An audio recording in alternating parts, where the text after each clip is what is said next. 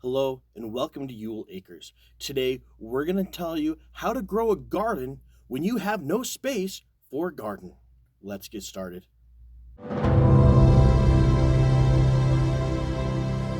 You've been watching YouTube videos, dreaming of homesteading, owning chickens, growing a garden, and being able to grow food to put up for the winter. But in some cases, that's out of reach. You're not able to do that. You live in a high rise apartment in the middle of Manhattan.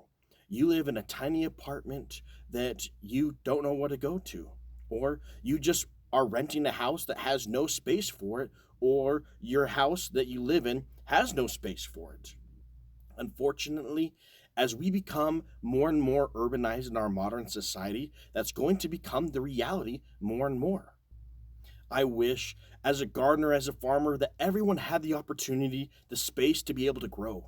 But unfortunately, more and more of the United States, more and more of Western culture, and a good portion of the world is no longer living on farms, is no longer living on space. As we become more and more modernized, there is a natural push of population going from less populated to more populated areas, going out in the country and moving to where the jobs are much more profitable to the cities. How to solve this problem is two words: community gardens. Starting in the late 1950s, 60s, and into the 80s and 90s, there was a huge push of trying to revitalize derelict downtown city areas. However, in many cases, no businesses wanted to buy those plots of land. These areas became derelict and abandoned. And so local cities were taking a look, going, what can we do with these properties? They're too small to put a building on, there's not enough area for code, and so no one wants to buy them, no one wants to develop them. It's just not economically worth it. What can we do for these areas? That came an idea of community gardens. The idea of taking a small derelict plot of land that either the city owned or was donated to the city that no one had no clue what to do with, and let's turn it into a community garden. An area where people can grow plants. Let's have a green space that people in the cities can go to that can reconnect with nature. So, what is a community garden? A community garden is often taking a look at taking these derelict, abandoned plots of land. They scrape out all the dirt, they scrape all the nails, rust up the concrete, and they build boxes. Typically, these plots of land are going to be anywhere between 5 to 10 feet wide and anywhere between 10 and 30 feet long. And these plots of land are going to be divided into 10, 20, 50, 100 plus plots where individuals can go to their local resources in the city of their parks and recs department, or even just initiatives specifically set aside to manage these gardens down. In my local city, they have a whole division set aside solely to manage the community gardens that have been set up in the area. They have websites. You can go into the local food banks that are connected to them and say, I want to grow plants. I want to grow a garden. How can I do that? In my local area right now, you can go to a community garden and rent a plot of land for only $20, $30 for their whole season. So what that looks like in my area is you can rent a plot of land that is 5 feet wide by 30 feet long for about $20. And that will allow you to grow from April to October for that one specific plot. If you're so desirous, do multiple plots. That is actually how I personally got started on my adventure of being a farmer of commercially growing. I wanted to sell food, but I didn't have the land to be able to do it because I was a brand new married college student living in a high rise apartment building with no land to my name, no money to my name. But I still wanted to grow. And so I went to my local community area. I rented multiple plots. I planted lettuce, I planted tomatoes, and off of that produce that was produced, I sold them at my local farmer's market. So I ate some of the food and I sold some of it. You would be surprised how profitable it was for me and was enjoyable. But it's rare for people that want to go and actually make a profit for it. In most cases, people just want to grow the food for themselves. You would be surprised how much food you can grow in a 5 foot by 30 foot space. That is going to produce a tremendous amount of food, literally hundreds of pounds of fruits and vegetables. Primarily, you're looking at your annuals, your lettuces, your leafy greens, even tomatoes. Those salad greens are a perfect thing that you can grow in this. I as well did zucchinis, squashes, cucumbers. It was the perfect area to grow things. Once I was done growing them, I canned them, was able to put up stuff for the winter. Just because you don't have the ground doesn't mean you can't do it.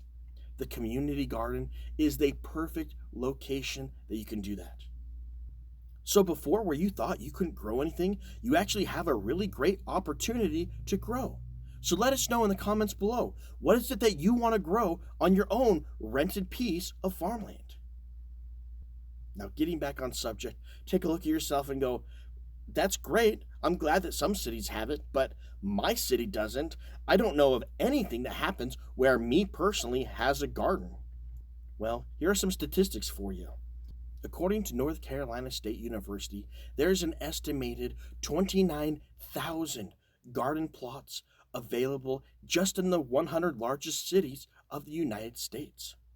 That is over 29,000 opportunities in which you can go rent your own small piece of farmland, your own small little plot, in which you can reconnect with nature even though you live in a concrete prison called a city. You can reconnect in nature. You can have a little piece of your own nature that you can reconnect with and enjoy growing food, bringing it home to not only help to sustain your family, to help grow and supplement with this high rising inflation, but maybe like me, you even take that to start your own farm. There are many opportunities available. Let's go ahead and take a look at a few examples. Then you say, well, how is that even possible? Why would it be that my own city has anything close by? Well, I did a quick search. Where I currently live right now in my city, I have 5 community gardens within a 5-mile radius of where I live. Within where I live, I have a community garden just a quarter-mile away from where I currently live. I'm pretty certain that most people could be able to walk a quarter mile if they wanted to enjoy a little bit of nature. Within 5 miles, that's well within car driving distance, bus distance that you could go to travel to grow your own food. But that's just my own particular city, my own particular region. That can't be the case for everyone. I live in an area that is very garden friendly, very farmer friendly. So let's go ahead and take a few other examples and see just what is out there, what is available. Let's go ahead and take a quick search. Let's go ahead and look up New York City. Well, according to the New York City website, they have over 550 registered community gardens in which you can go and rent a plot of land. Well, let's go ahead and take a look at, let's say, Atlanta, Georgia. Just in the metro area alone of Atlanta, Georgia, there are over 200 community gardens set aside for people to rent plots and use. But those are climates that are kind of used to growing. Let's go ahead and take a look at one that has no business growing food in the middle of the sweltering desert. Phoenix, Arizona. Well, look at this. Phoenix, Arizona has 25 registered community gardens in the metro area. Not only is there 25 opportunities in which you can rent a plot of land, right here underneath the Desert Botanical Gardens in spaces of opportunity, you can rent plots of land for as little as $5. That's $5 opportunity in which you can grow food for your own family. For many people, that's a 1 Starbucks cup of coffee in which you would be able to rent a plot of land. Imagine that. You could trade 1 Starbucks coffee for a piece of land in which you could grow food all season long in an especially warm climate like Phoenix, Arizona, in which you could get remarkably more value out than that $5. 25x, 100x in value off of the vegetables and fruits you could grow off of that plot of land. If you ask me, that is a really great bargain. You look at me and say, well, that's great. I'm glad these large major metropolitan areas have community gardens, have resources set up in which they want to have community gardens, in which people can go rent plots of land and decide, I want to grow food. But guess what? I live in small Timbuktu of nowhere. There's no possible way that they're going to have resources, that they're going to have systems set up for me to have a community garden because I live in the middle of nowhere. All right, cool. Bet. I'll take you up on that. Let's go ahead and take a dart and throw it into the middle of nowhere.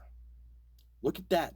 My dart hit a small little town called Devil Lake, North Dakota, a population of 7,000 people. Let's go ahead and look at their website and see if they've got a community garden. Well, look at that. Not only do they have a community garden, but they have over 100 plots available that you could rent out. They even have website resources in which you can take a look and rent it online. So don't give me that excuse that, oh, I don't live in a large metropolitan area. I live in Devil Lake, North Dakota, that is in the middle of nowhere, in the bitter fridges of the far north of the United States. There's no way my area is going to have a community garden. Well, guess what? There's an example right there. I would almost bet that within easy driving distance, most people live within range of a community garden. And so take a look at your local websites. Google, Bing, whatever your search engine that you provide, that you choose to use is, go ahead and look it up. Say community gardens near me. Or, hey, I live in this town, USA.